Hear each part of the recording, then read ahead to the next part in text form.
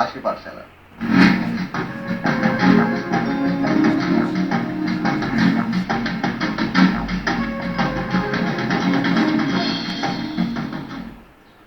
चलिए, पाठशाला में रोज रोज एक खास मुद्दे पे को हम समझाने की कोशिश करते हैं ताकि आप बाजार में जो शब्द है उसको आसानी के साथ समझ सके।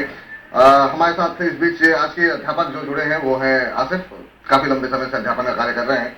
सवाल देखते हैं कि सवाल जो निकल करके आया आसिफ के लिए आज, वो सवाल निकल के आया है बीटा के बारे में। जी हाँ, बीटा होता क्या है, शेयर बाजार में बीटा की अहमियत क्या है, ये सवाल हमें राजकिशोर जी ने अहमदाबाद से पूछा है।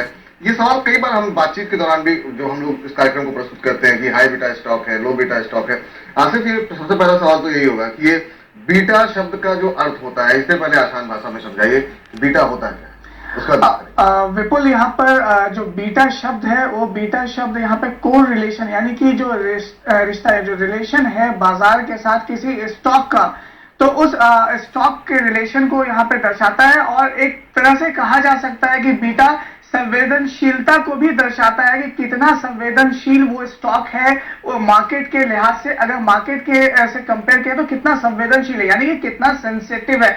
इसका एग्जांपल एक देते हैं। अगर किसी स्टॉक का बीटा आपको 1.5 का मिलता है तो इसका मतलब ये होता है कि बाजार में अगर 1% की बढ़त देखने के लिए मिली है तो स्टॉक के प्राइस में करीब 1.5% 1.5% का बढ़त देखने के लिए मिल सकता है। वहीं पे अगर 1% अगर बाजार गिरता है तो स्टॉक के में करीब 1.5% का गिरावट देखने के लिए मिलेगा। यानी कि आपका बीटा का 1.5 है तो बाजार के साथ उसका क्या रिश्ता है, क्या सेंसिटिविटी है, ये बीटा यहाँ पर दर्शाता है। विपुल, साथ ही आपसे ये भी जानना चाहेंगे आसिफ कि बीटा को कैलकुलेट कैसे किया जाता है। आपने मोटे तौर पे तो बताया कि किस तरीके से हम कैलकुलेट कर सकते हैं, लेकिन अगर हम स्पेसिफिकली बात करें तो किस तरह से इसको कैलकुलेट करेंगे, साथ ही बीटा और वोलेटिलिटी में किस तरह का को रिलेशनशिप है? कमलदीप, यहाँ पे कैलकुलेशन काफी यहाँ पे थोड़ा मुश्किल होगा बताना, क्योंकि स्टैटिस्टिकल मेथड है जहाँ पे कैलकुलेट करते हैं। फॉर्मूला यहाँ पर जरूर बता देते हैं। कोवेरियंस को हम लोग डिवाइड करते हैं वेरियंस से।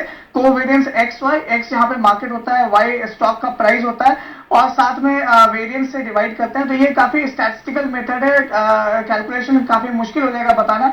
मगर यहाँ पे वोलेटिलिटी की बात की आपने। यहाँ पे वोलेटिलिटी का मतलब यानी कि जितना ज्यादा बीटा होता है उतना ज्यादा स्टॉक वोलेटाइल होता है। यानी कि बाजार अगर थोड़ा भागता है, ये स्टॉक ज्यादा भागेगा। कम बीटा है तो कम भागेगा। तो बीटा से ये कि वोलेटिलिटी ज्यादा होता है बीटा के बाद। विपुल, चलिए, तो उम्मीद करते हैं हमारे दर्शकों को समझ में आ गया होगा कि बीटा होता क्या है और बीटा के मायने क्या होते हैं। बहुत बहुत शुक्रिया आसिफ, आज की पाठशाला में महत्वपूर्ण ये विषय उठाने के लिए और ये समझाने के लिए कि बीटा का अर्थ क्या होता है और हाई बीटा और लो बीटा का मतलब क्या होता है। बहुत बहुत शुक्रिया आपका।